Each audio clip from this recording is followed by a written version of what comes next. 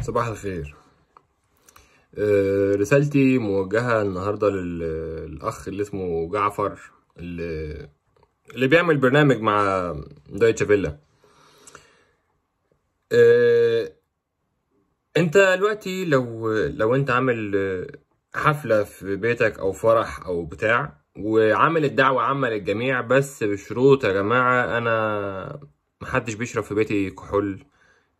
مثلا يعني احنا بنحط ايه، كل واحد بيعمل مثلا قواعده في بيته على مزاجه.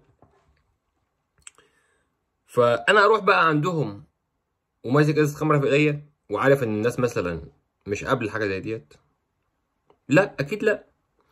طيب انت دلوقتي رايح قطر عشان تعمل بقى ان انت ايه يعني، هنشوف بقى الانتقادات اللي جايه لقطر دي على حق ولا مظلومه فيها ولا بتاع. وقفت مع واحد محترم في الشارع قطري، وانا لا مع قطر ولا ضد قطر ولا ليه دعوه باي حاجه، بس الموقف نفسه عجبني.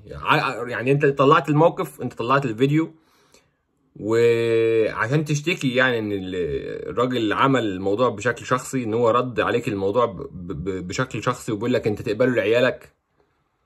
فهنا النقطه دي حلوه بجد، يعني الراجل محترم اصلا، لان هو من الاخر بيقولها لك كده: انت في بيتي تحترم قواعدي وقوانيني. عندك بقى في البلد اللي انت عايش فيها هم قابلين تبقى فيها شواذ، قابلين يبقى فيها مخدرات، قابلين يبقى فيها ايا كان اللي فيها. هناك بعيد عني، انت في بلدي.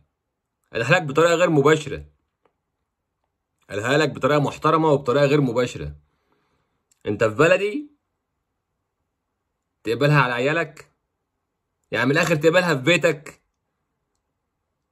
انت ما عرفتش ترد عليه لان هو على حق. انت عاوز ان دلوقتي الشواذ يبقى لهم حقوق.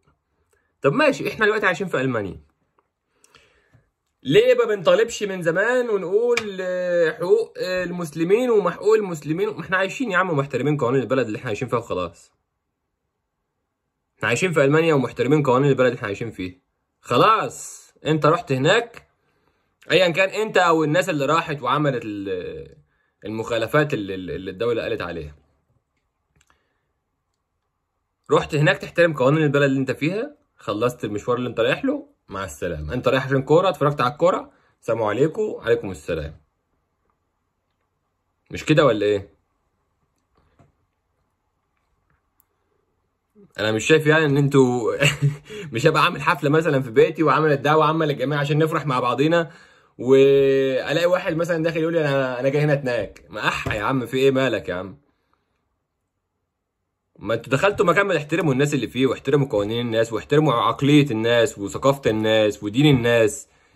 ايه يا اخي، ايه اللي اتقلب للناس فيها دي؟